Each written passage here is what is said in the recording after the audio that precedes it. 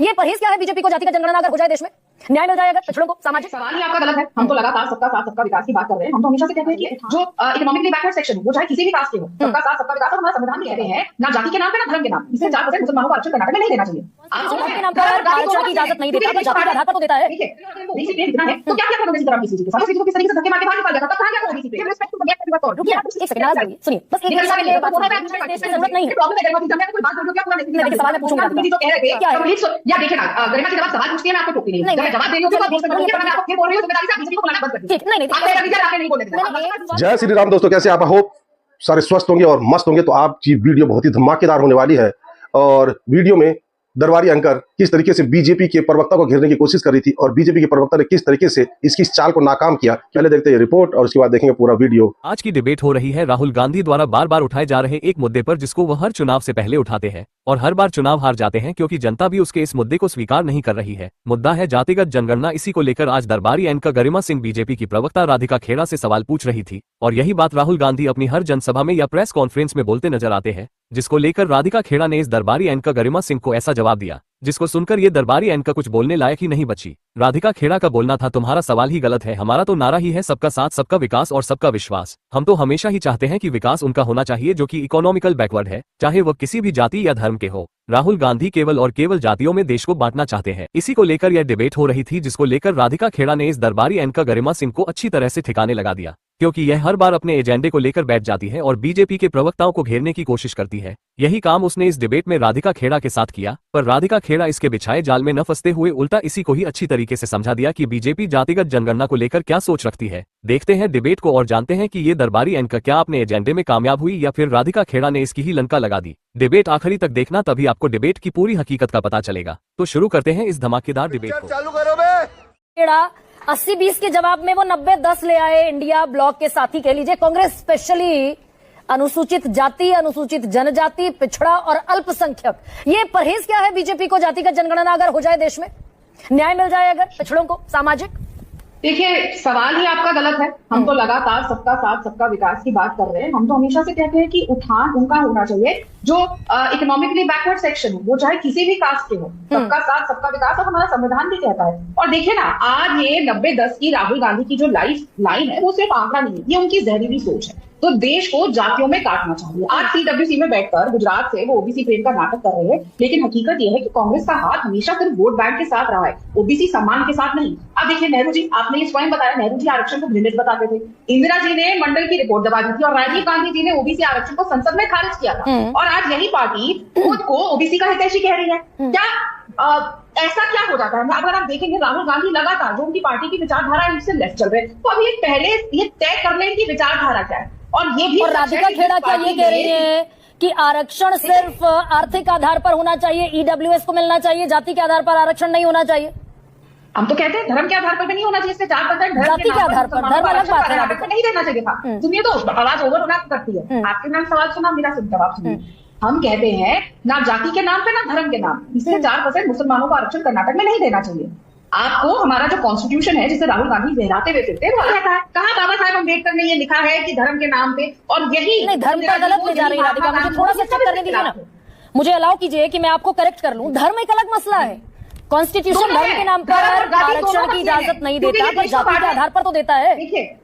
देखिए धर्म और जाति दोनों मसले हैं, क्योंकि ये देश को बांटना चाह रहे हैं। इन्होंने हमेशा से जब इनकी सरकारें रही हैं देश को बांटकर अपनी राजनीति जिस तरीके से करी। और अगर इनको ओबीसी प्रेम इतना है तो क्या किया था इन्होंने सीताराम केसरी जी के साथ? वो सबके सामने है, आपको भी याद है सीताराम केसरी जी को किस तरीके से धक्के मार के बाहर निकाल दिया था। तब कहा गया था ओबीसी प्रेम? जो पार्टी को कहते हैं ना चैरिटी बिगिंस एट होम, वो अपने घर में ही ओबीसी को सम्मान नहीं दे सकते। और खड़गे साहब के साथ क्या करते हैं आप मुझे बताइए? आपने दलित अध्यक्ष को दे दिया पार्टी को, लेकिन क्या मल्लिकार्जुन खड़गे जी के पास वो ताकत है, वो पेन है जिससे वो फैसला ले सके? क्यों राहुल गांधी जी और सोनिया गांधी जी हर चीज का डिसीजन तय करते हैं? क्यों एक भी नियुक्ति सिर्फ राहुल गांधी के कहने से या सोनिया जी के कहने से होती है? मल्लिकार्जुन खड़गे जी एक भी डिसीजन, एक भी नियुक्ति अपने हाथ से नहीं कर सकते। नहीं, जाति के आधार पर आरक्षण मिलना चाहिए। एक सेकंड रुकिए ना, थोड़ा थोड़ा मुझे पूछने दीजिए बीच बीच में, मैं मौका दूंगी आपको और भरपूर दूंगी। आधार पर आरक्षण होना चाहिए, जाति के आधार पर नहीं होना चाहिए, ये राधिका खेड़ा कह रही है।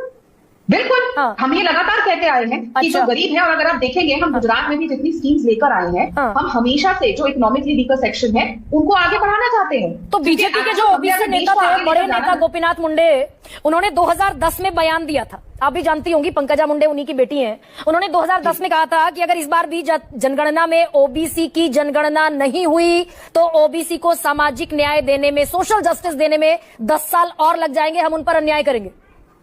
गोपीनाथ मुंडे झूठ कह रहे थे, गलत कह रहे थे?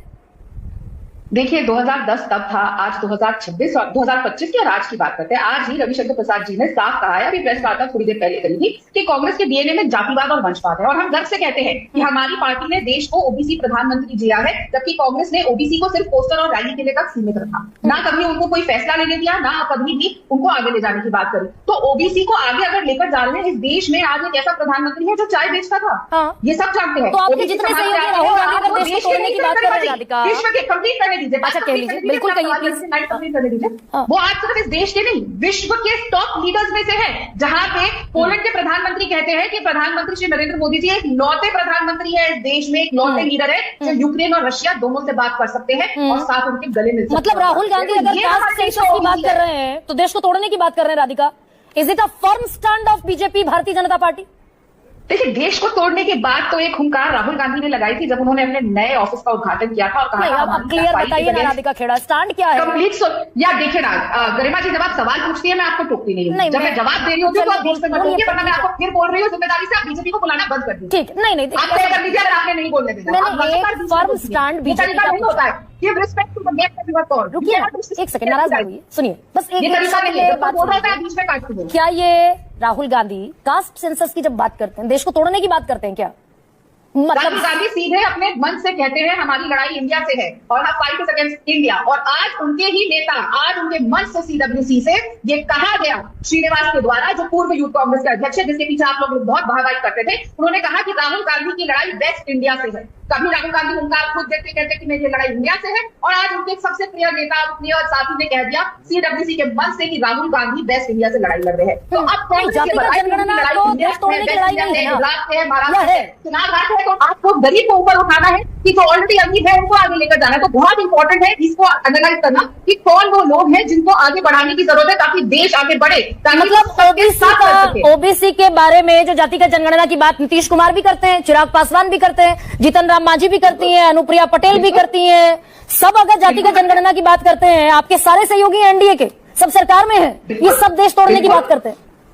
बिल्कुल, वो सबके सब सरकार में है, इसका मतलब वो सरकार की नीतियों के साथ भी चलते हैं। सब जातिगत जनगणना की बात करते एनडीए हैं। एक बहुत बड़ा परिवार है, जवाब दे दूं आपको, एनडीए एक बहुत बड़ा रामलल्ला का परिवार है जिसमें सबको अपनी डेमोक्रेटिक सोच रखने का अधिकार है, जो ये सोच हमारा कॉन्स्टिट्यूशन हमें रखने को देता है। ये सबको अधिकार है, हम किसी पर जबरदस्ती नहीं करते कि अब राहुल गांधी एक लाइन ले रहे हैं और उनके साथी बिहार में अलग लाइन ले रहे हैं, हाँ। वो हालात हमने देख लिए। और ये बात कि हम तो सब फिर ये साथ तो में, हम राधिका, साथ मिलकर चल रहे हैं, वो सुनिए ना, नतीजों में दिखता है ना। राधिका। हमारे झगड़े नहीं हो रहे जैसे दिल्ली में हुए, हरियाणा में हुए या महाराष्ट्र में हुए, हमारे तो आपस में कोई लड़ाई नहीं कर रहा। नहीं, अभी ड्यूल स्टैंडर्ड, राधिका, ये तो बहुत ड्यूल स्टैंडर्ड हुआ ना, दोहरा ये तो मापदंड हुआ। भाई नीतीश कुमार जातिगत सर्वे की बात करें, उनको अधिकार है लोकतांत्रिक, राहुल गांधी बात करें तो वो एंटी इंडिया हो जाते हैं, वो देश तोड़ने वाले हो जाते हैं जैसे ही जातिगत जनगणना की बात करते हैं।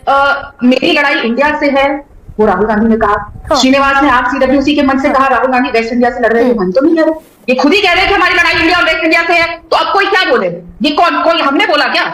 हाँ, एक दिन जब वो अपने इनॉग्रेशन कर रहे थे अपने नए इंदिरा भवन का, और आज सीडब्ल्यूसी की बैठक, हम तो नहीं कह रहे। और आज स्वयं खड़गे जी ने अपने भाषण में कहा, आज या कल कहे, कि गांधी जी कहते थे हिंदू मुसलमान जाति कुछ नहीं है, कांग्रेस पार्टी के लिए सब एक है।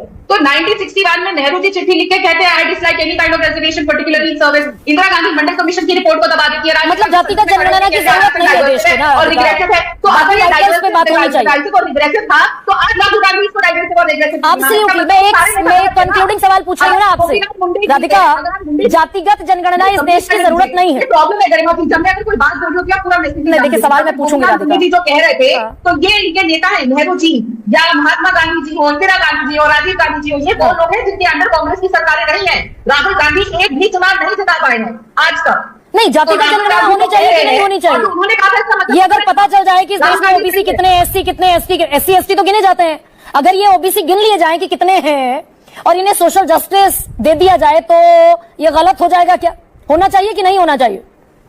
मुझे तो एक बात समझ नहीं आती, हम इस बात पे कि राहुल गांधी, मैं एक आज ये बात आपसे समझना चाहती हूँ। हम नेहरू जी का टेन्योर देख लेते हैं, इंदिरा गांधी जी का देख लेते हैं, राजीव जी का देख लेते हैं, सोनिया गांधी जी का, और आज ये लोग, इनके क्या व्यूज रहे हैं रिजर्वेशन के ऊपर, इन सब चीजों के ऊपर, जो आरक्षण के ऊपर, पूरा मंडल को लेकर। और आज हम राहुल गांधी को भी देखते हैं, राहुल गांधी के नेतृत्व में कितने कांग्रेस ने चुनाव जीते इसी चीज के ऊपर। तो ये साफ दिखाता है कि देश ने राहुल गांधी का ये आइडिया हर बार रिजेक्ट किया ना। राहुल अरे आप गांधी अपना लगातार ये stand बात बताइए ना राधिका खेड़ा, राहुल गांधी फंसा है क्या दरअसल? राहुल गांधी के नेतृत्व में कि अगर पिछड़ों को गिलाएंगे तो हिंदुत्व का जो कोलैबोरेशन है वो टूट जाएगा।